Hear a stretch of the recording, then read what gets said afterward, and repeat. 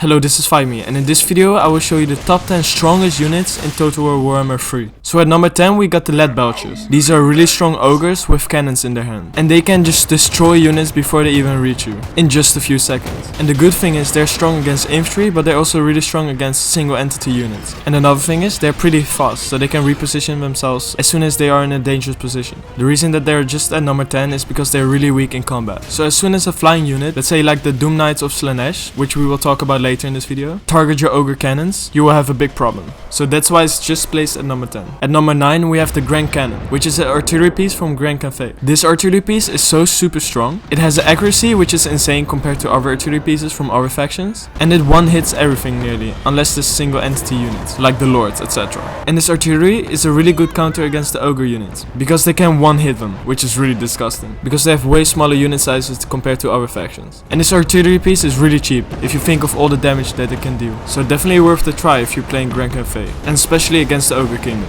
At number 8 we got 4 different cavalry units from 4 different factions. I can't mention the one without mentioning the other, because they're all 4 really strong. And this way you also know which cavalry to bring for those factions. So for Khorne we got the Skull Crushers, which are extremely tanky and armored. For Kislev we got the Warbear Riders, which from the 4 is one of the most cost effective. They have a massive weapon damage and the bonus versus large, so a really strong unit. For the Ogres you got the Crushers, which are similar to the Bears of Kislev, but a little bit more expensive and stronger. They got double the charge bonus of the Bears, even a bit more weapon damage and also bonus versus large, and they have nearly the same amount of armor as the Skull Crushers from Khorne. So this is one of the strongest cavalry units in the game. And for Tzeentch you got the Seekers of Tzeentch, which have basically no armor, much less weapon damage, but rely really on their insane speed. And overall they are just way cheaper than the other cavalry units, so that's why they're also a little bit worse. Here are the stats of the 4 different cavalry units. If you want to take a closer look and compare them better, you can pause it.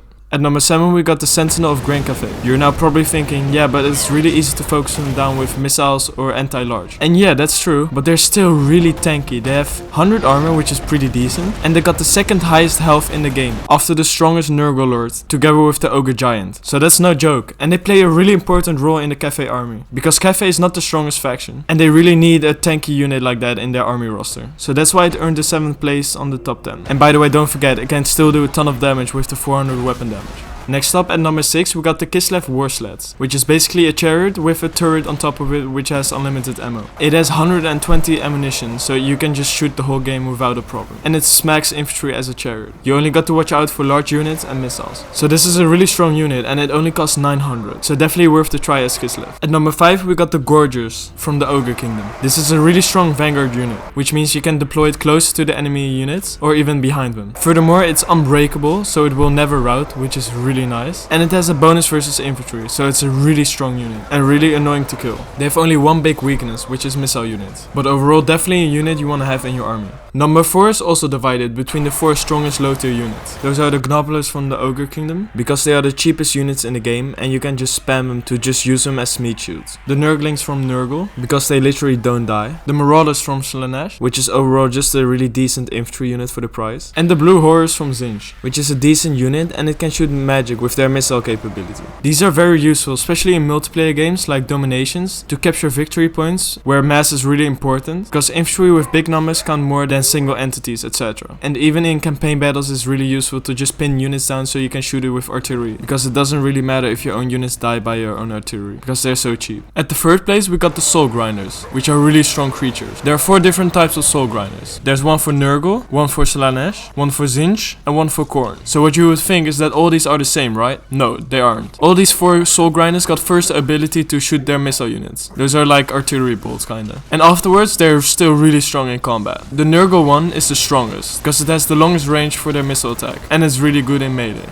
Tzeentch got the 2nd strongest one. This one is mainly focused on melee, so this is the strongest melee Soul Grinder. At the 3rd place of the Soul Grinders we got the one from Tzeentch, which is a little bit a middle ground, a balance between the Nurgle one and the Tzeentch. It's not the greatest. And the Khorne one is not really the worst, but there are other units that you should bring instead, like the Minotaurs, which are also at the 2nd place. And a little bit more specific, the Minotaurs with the great weapon, because there are 2 of them. One that has bonus versus infantry and one that has bonus versus large. You should always bring the bonus versus large as Khorne, because your normal infantry is already strong against other infantry, but you will need some units to counter large units, and these Minotaurs of Khorne are perfect for that. And at the 1st place we got the doomknights of Tzeentch, which is basically a flying shock cav, which is broken strong. And just to remind you, All the units of Tzeentch have a barrier, which is like a second health bar, which can regenerate after being out of combat. So what you can basically do with them is just charge into a unit, let it fight until the extra health bar is down, and then fly it away again. Then let it rest, so your second health bar, your kind of shield, will regenerate. And then do this again and again and again. And it's just so powerful. These guys have a 52 charge bonus and a speed of 105. So the Doom Knights are really fast and will deal a lot of damage on the charge. Plus, they cause fear, so that's a morale penalty for the enemy units. And they can Vanguard deploy. If you guys think other units should be in the top 10 or deserve the first place, explain it in the comments why. And I will see you guys in the next one.